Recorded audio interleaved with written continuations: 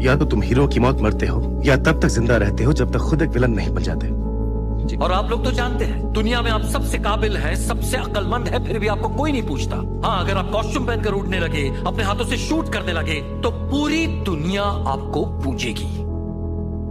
किसी के भरोसे नहीं रह सकते, खासकर अपने हीरोज के। मानता हूँ मैंने तुम्हारे साथ गलत सलूक किया।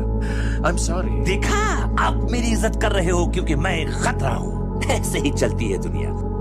सही और गलत कौन डिसाइड करता है? मैं बताता हूँ। अगर 100 लोग मिलके गलत काम भी करें तो वो सही कहलाते हैं, और अगर एक आदमी अकेला सही काम करे तो वो गलत। और क्या है कि उन आखिरी पलों में लोग अपनी औकात दिखा देते हैं। जिसके पास ताकत होती है वो हमेशा सही होता है। बाहर की दुनिया बहुत डरावनी, बहुत लालची और बुरी जगह है। वहाँ अगर खुशी की एक किरण भी नसीब होती है तो मिटा दी जाती है। जिस चीज में तुम माहिर हो उसे मुफ्त में मत करो। तुम जालिम हो। जिंदगी बड़ी जालिम है, फिर उसके बाद की दुनिया इससे अलग क्यों हो? उन्हें फिलहाल तुम्हारी जरूरत है। जब नहीं रहेगी तो निकाल फेंकेंगे दोस्त, दूध से मक्खी की तरह।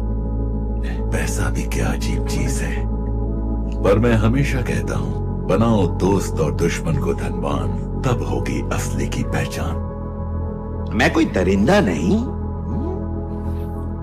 मैं बस आने वाला कल हूँ। यहाँ हर कोई इंतजार कर रहा है, इंतजार। और इस इंतजार में किसी पिटी जिंदगी जीते रहते हैं कई सालों तक। मेरा सिर्फ एक ही उसूल है। वही उसूल तुम्हें तोड़ना होगा अगर सच्चाई जाननी है। जैसे कि इस दुनिया में जीना है तो बिना उसूलों के जियो। कभी कभी ये मुश्किल होवे है, पर देर सबेर हर इंसान की असलियत सामने आ ही जावे है। तुमने सोचा हम नेक इंसान बनेंगे इन हैवानों के बीच रहकर, पर तुम गलत थे बैटमैन। ये दुनिया बहुत जालिम है जो सिर्फ एक चीज को मानती है, चांस। कौन हो तुम? नाम में क्या रखा है, जरूरी ये है कि हमारा प्लान क्या है। नकाब पहनने से पहले कोई मुझे पूछता भी नहीं था। अगर मैं नकाब उतारूं तो क्या होगा? बहुत दर्द होगा। तुम बच्चे हो जो दर्द होगा? मुझे नहीं, तुम्हें। इंसान बड़े अजीब हैं। उन्हें लगता है अमन और जंग जिंदगी के दो अलग अलग पहलू हैं, और वो उसे काबू करना चाहते हैं जो हो नहीं सकता। पर उनकी हार भी खूबसूरत है, तुमने शायद नहीं देखा। वो खत्म हो जाएंगे। हाँ, अमर रहने वाले ही खुशनसीब नहीं होते। इंसानों के बीच रहना ही खुशनसीबी है। नौटंकी और छल नौसिखियों के समझ के बाहर है, पर हम जैसों के लिए नहीं। हार का डंक बहुत चुभता है, खासकर जब तुम अच्छाई की राह पर चलो और फिर भी हार ही जाओ। मुश्किल फैसले करने के लिए मजबूत कलेजा चाहिए। वो सब छीन लीजिए जिस पर आपका हक है। अब कामयाब हुए? हाँ।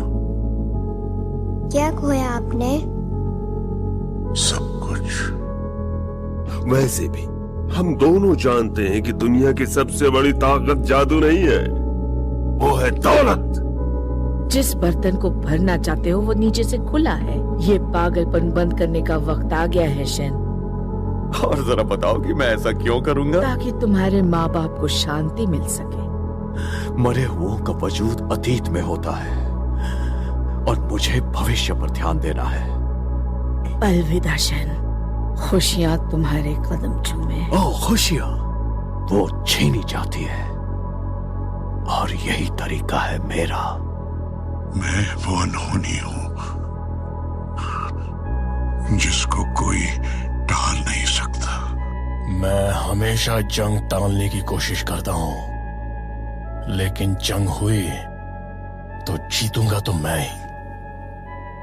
मुझे लगा था कि आधी दुनिया खत्म हो जाएगी तो बची हुई दुनिया खूब तरक्की करेगी, लेकिन इंसान अपने बीते हुए कल को जख्मों की तरह चाटता है। और जब तक ये बेवकूफ लोग बीते हुए कल को भुला नहीं सकते, ये कभी अपने आने वाले कल को अपना नहीं सकते। हर कोई बस एक दूसरे पर चीख रहा है, चिल्लाता रहता है। अब इंसानियत बची ही कहां है? एक दूसरे को इंसान तक नहीं मानते आज। अगर ईश्वर के भी आंखों से आंसू बहेंगे तो लोगों का विश्वास उन पर से उठ जाएगा। तब आंसुओं की नदी बहेगी और उसमें सब कुछ बह जाएगा। सच तो यह है कि मैं आराम से तमाशा देखूंगा जब दुनिया तुम्हें बर्बाद करेगी। हम सब किसी ना किसी के गुलाम हैं। मैं अनंत काल का, तुम अपनी सोच के और दूसरे अपनी चमड़ी के रंग के। जो कुछ भी तुम चाहते हो उसके लिए तुम संघर्ष करते हो, जबकि ये दुनिया तुम्हें चुनने पर मजबूर करती है। भगवान चुनने पर मजबूर नहीं होते, हम छीनते हैं। नहीं, वो लोग पीटर, वो लोग बहुत ही अमीर और ताकतवर लोग हैं। वो कुछ भी कर सकते हैं, पर हम छोटे लोग जैसे तुम और मैं, हमारी परवाह किसे है? हम उनके काम करते हैं, उनके लिए जंग में जान गंवाते हैं, फिर भी किसी को हमारी परवाह नहीं। पहला निवाला हमेशा उन्हें मिलता है और हमें मिलता है उनका झूठा। ये दुनिया ऐसी ही है और तुम ये अच्छी तरह जानते हो पीटर। ये सब मुझे क्यों सुना रहे हो? ताकि तुम्हारी आंखें खुल जाएं। मैं जिस भी आकाश गंगा में गया, तुम सब प्रजातियां एक सी निकली। तुम समझते हो तुम ब्रह्मांड के केंद्र बिंदु हो। कितने बेवकूफ हो तुम। असल में हम सब अपनी कौम के मुताबिक ईश्वर चुन लेते हैं। क्यों क्लार्क? क्योंकि ईश्वर कौमी है, वही भेदभाव करता है। ऊपर आसमान से कोई ईश्वर नहीं आया जब मैं बच्चा था ताकि मुझे पिता की मां से बचा सके। मैं बहुत पहले समझ गया कि अगर ईश्वर शक्तिशाली है तो वो सबसे अच्छा नहीं हो सकता, और अगर वो सबसे अच्छा है तो सबसे शक्तिशाली नहीं हो सकता। समझौता एक कॉन्ट्रैक्ट है और कॉन्ट्रैक्ट इंसानों की तरह खत्म हो जाते हैं। इस ग्रह पर एक कहावत है, मेरे दुश्मन का दुश्मन मेरा दोस्त है। मेरी भी एक कहावत है, मुझे कोई फर्क नहीं पड़ता। गलती तो मैंने भी नहीं की थी, फिर भी मैंने सॉरी कहा। कोई बात नहीं, आज की दुनिया में ऐसा ही होता है। हम सब की आदत सी हो गई है कि हम सॉरी नहीं बोल पाते, किसी को नहीं, किसी चीज के लिए नहीं। एक बुरा दिन कैसा होता है आपको अंदाजा भी नहीं होगा, पर अब हो जाएगा।